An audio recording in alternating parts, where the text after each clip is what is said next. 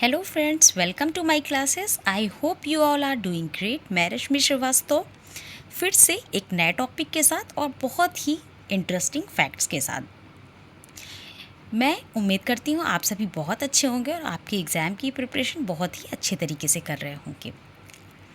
UP यहाँ की, जैसे कि बताया गया है, उत्तर प्रदेश के बारे में। ठीक है, आज हम इस टॉपिक को समझेंगे, देखेंगे, क्योंकि ये एक जो टॉपिक है आप अक्सर देखेंगे आपके एग्ज़ाम में घुमा फिरा के पूछता है और यहाँ से कई तरीके से क्वेश्चन बनते हैं, चाहे वो यूपी से रिलेटेड हो या फिर आपके इंडिया से रिलेटेड। ठीक है, इस पर हम बात करेंगे। उससे पहले अगर आप इस चैनल पर नए हैं और आपने अभी तक मेरे वीडियोस को नहीं देखा है तो उसे ज़रूर देखिएगा, क्योंकि अगर आप किसी भी गवर्नमेंट एग्ज़ाम की तैयारी कर रहे हैं तो आप बहुत ही सही जगह आए हैं, क्योंकि आपको किसी भी टॉपिक को सिर्फ बताया या समझाया नहीं जाएगा, उसके लिए बहुत सारी बेहतरीन ट्रिक दी गई है, बहुत सारे तरीके बताए गए हैं जिससे कि आप किसी भी टॉपिक को तैयार कर सकते हैं। और मेरा ऐसा मानना है कि अगर आप किसी भी सब्जेक्ट को उठाते हैं या फिर किसी भी टॉपिक को लेते हैं तो वो टॉपिक आपको याद होना ज़रूरी है। ठीक है, सिर्फ उसे पढ़ लेना और पढ़ के उसे छोड़ देना ज़रूरी नहीं होता है ना। आई होप आप सभी बहुत अच्छे से चीज़ें समझ गए होंगे। विदाउट वेस्टिंग टाइम हम स्टार्ट करेंगे हमारा आज का टॉपिक, जो कि है रामसर स्थल के बारे में। आपने रामसर स्थल के बारे में जाना होगा, बहुत बार सुना होगा। ठीक है, आज हम स्पेशली यूपी के रामसर स्थल पर बात करेंगे। हम बाकी जो हमारे भारत देश में कितने रामसर स्थल हैं उन सब पर भी बात करेंगे, उस पर भी मैं आपको वीडियो बहुत जल्दी देने वाली हूँ। उससे पहले हम समझते हैं, थोड़ा सा इस पर बात कर लेते हैं। अलग से मैं आपको रामसर कन्वेंशन के बारे में अच्छे से बताऊंगी। सबसे पहले आप समझ लीजिए रामसर कन्वेंशन है क्या, 2-3 लाइनों में।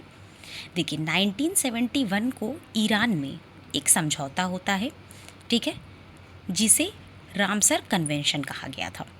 1971, और ये शब्द, ये जो मैं बोल रही हूँ 1971, जो बात मैं बोल रही हूँ, देखिए, मैं अगर कोई बात आपको यहाँ पे कोई भी फैक्ट बता रही हूँ तो मैं आपको उन डिटेल चीज़ों का पूरा निचोड़ देती हूँ। ठीक है, अगर आपको ये लगता है कि ये वीडियो शॉर्ट होंगे या फिर यहाँ पे लिमिटेड बात कही गई, कोई बात लिमिटेड नहीं है। आप जो आपके एग्ज़ाम के लिए मोस्ट इम्पॉर्टेंट चीज़ें हैं मैं सिर्फ आपको वही देती हूँ। ठीक है, आप पढ़ने को आप 10 पेज पढ़ लीजिए, बट जो आपके काम का नहीं है उसे पढ़ने से कोई मतलब नहीं है ना। तो जहाँ पे जो चीज़ें मैं बता रही हूँ आप उन सब चीज़ों को नोट डाउन करते चलिएगा, उनके नोट्स बनाते चलिएगा। देखिए, 1971 आपको ज़रूर याद रखना है, ईरान में एक समझौता हुआ था रामसर कन्वेंशन के नाम से। ठीक है, 1975 में ये लागू होता है। और ये जो रामसर कन्वेंशन हुआ था ये किस चीज़ से संबंधित है, तो ये आर्द्र भूमि से यानी वेटलैंड से रिलेटेड है।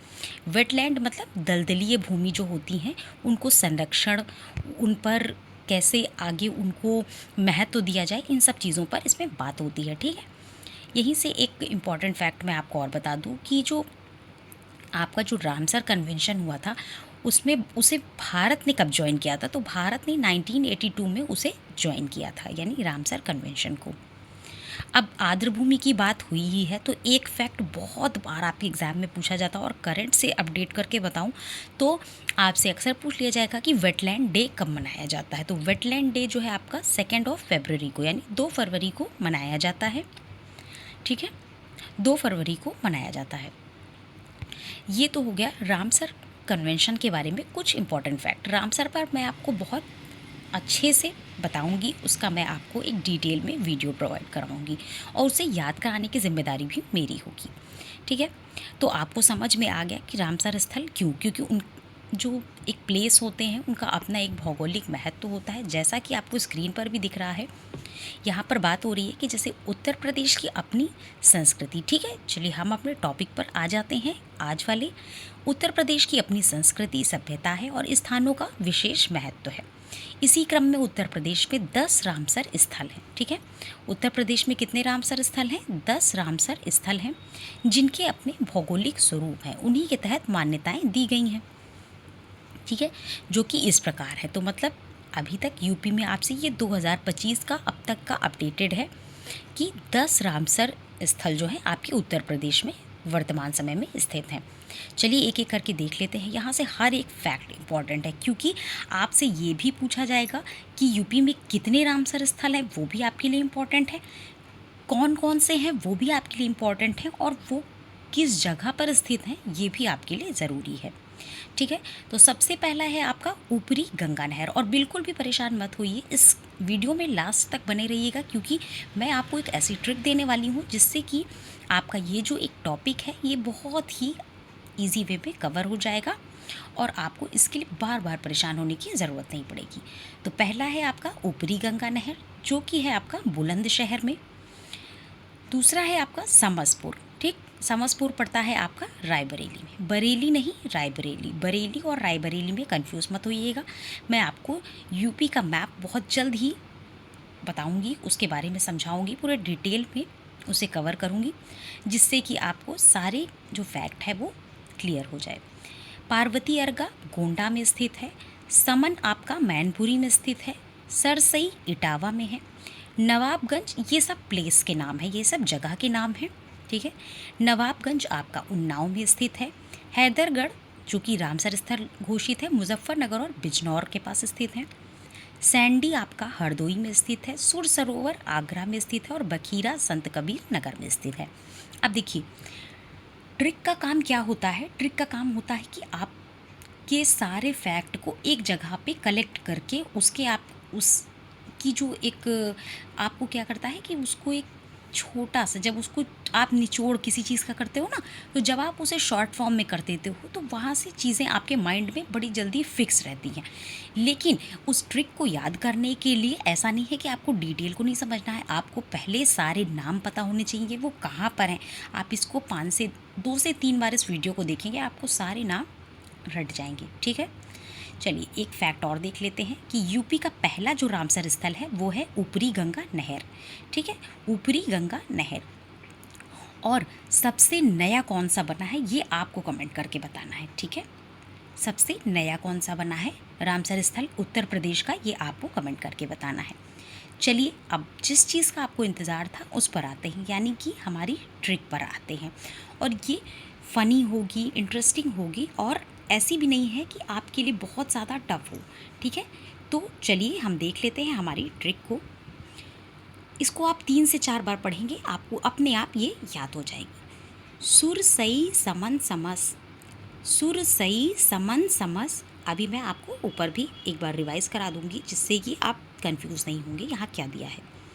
सुर सई समन समस है पार्वती के ऊपर। अब जैसे मैं पढ़ रही हूँ एग्जैक्टली आप वैसा ही पढ़ेंगे तो आपको पूरी ट्रिक अच्छे से समझ में आएगी। ठीक है, आई होप आपको पूरा क्लियर दिख रहा होगा। सुर सई समन समस है पार्वती के ऊपर, नवाब ने बुखार में सेंट लगाया। ठीक, इसे आप पूरी तरीके से पढ़ेंगे तो आपको पूरी ट्रिक समझ में आएगी। यहाँ पे कह रहा है कि जैसे एक राइम में नहीं पढ़ते हैं आप, सुर सई समन समस है पार्वती के ऊपर, या फिर आप इसको तोड़ के भी पढ़ सकते हैं, सुर सई समन समस है, सुर सई समन समस है पार्वती के ऊपर, नवाब ने बुखार में सेंट लगाया। सुर सई समन समस है पार्वती के ऊपर, नवाब ने बुखार में सेंट लगाया। सुर से सुर सरोवर, सई से सरसई, समन से आपका समन, और समस से समसपुर, है से आपका हैदरगढ़, पार्वती अर्गा, पार्वती से पार्वती अर्गा, ऊपर से आपका ऊपरी गंगा नहर, नवाब से नवाबगंज, बुखार से बखीरा जो कि संत कबीर नगर में है, और सेंट यानी सैंडी। ठीक है, तो इस तरीके से उत्तर प्रदेश के जितने 10 रामसर स्थल थे हमने उन्हें कवर किया। अगर आपको ये तरीका, ये ट्रिक पसंद आई हो तो इस चैनल को सब्सक्राइब करिएगा, जिससे कि आपको सारे नोटिफिकेशन टाइम टू टाइम मिलते रहें। और अगर आपको मेरा ये प्रयास अच्छा लग रहा हो तो मेरे चैनल को विज़िट ज़रूर करिएगा। आपको बहुत सारी चीज़ें ऐसी मिलेंगी जो आपकी स्टडी को और भी ज़्यादा बेनिफिशियल बना सकती है। ठीक है, थैंक यू सो मच। मिलते हैं नेक्स्ट वीडियो में, तब तक के लिए टेक केयर।